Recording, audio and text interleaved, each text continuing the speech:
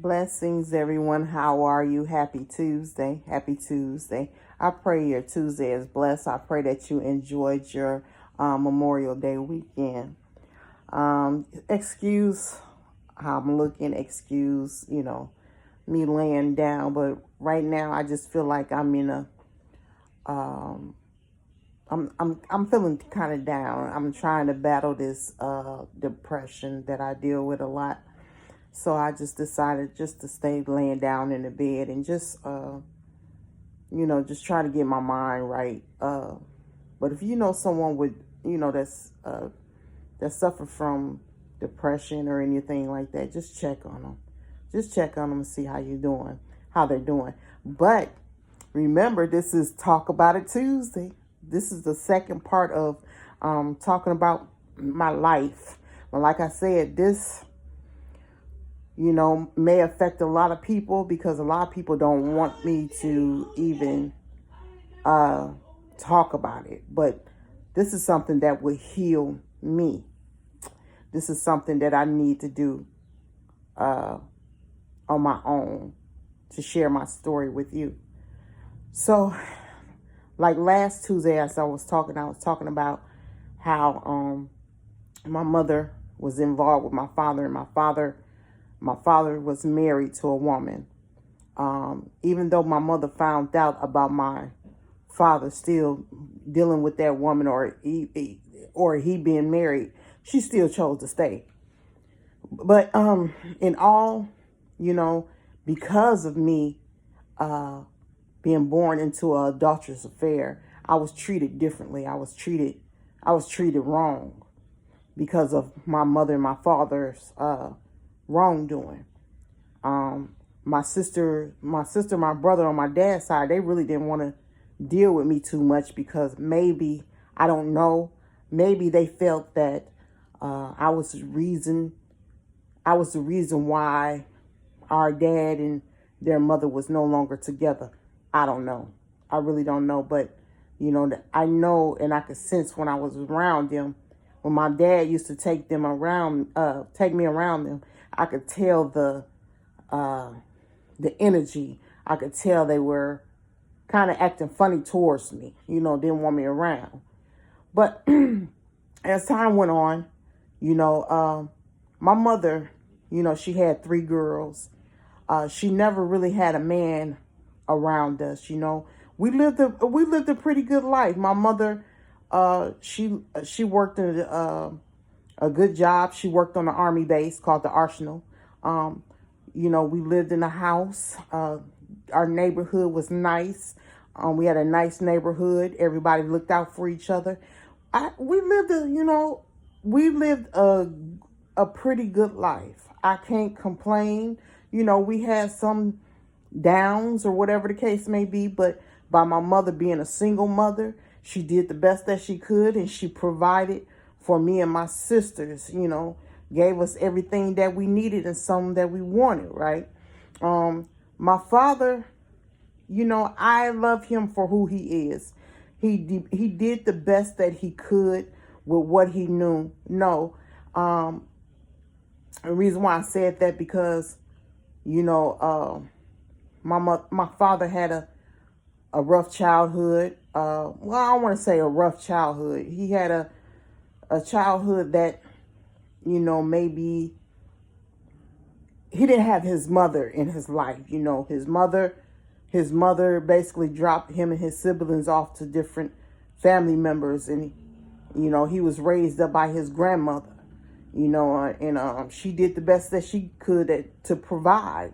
He had the love of his grandmother, but I don't think he really had the love of his mother because she wasn't around too much, and that bothered him. So I think that affected him from raising us. He did the best that he could. I used to be mad, and didn't understand, but as time went on, I understood it because he didn't have that love or, the guidance or whatever from his mother. Whenever my father came around, I used to see the sadness in his face because I know that he yearned his mother. So my father, he did the best that he could with his kids. I would consider him as a Rolling Stone. You know, he loved women. You know, my father loved women. You know, he was with multiple women. He was with my mother off and on for a time being. He loved my sisters. He treated them as his daughters, you know. But you know, my mother and my father, you know, they was off and on, and they had broke up or whatever. But my mother raised 3 girls on her own, and I feel she did a great job. She did a good job because she did what she had to do to provide. My mother wasn't the type of mother who ran the streets. My mother wasn't the type of mother that did drugs or partied. She didn't do none of that. All she did was work and came home and provided for her kids. You know, so our lives, we had a beautiful childhood for the time being. And I know she wanted that companionship. I know she did, you know. And while she took care of us or whatever, things started to change in the late 80s. Things started to change in the late 80s because you know, things started happening. My mother, she was a single mother, and she really didn't deal with too many men. So it was just one particular time our lives changed from the better to worse. We started to experience things that me and my sisters nor her experienced before. You know, in our neighborhood, it was this guy. I think he was watching my mother. He was liking my mother, and my mother started liking him as well. And from what the rumors was, you know, he's supposed to be a pimp. I don't know how true it was, but him and his family lived across the street from me, my mother, and my sisters.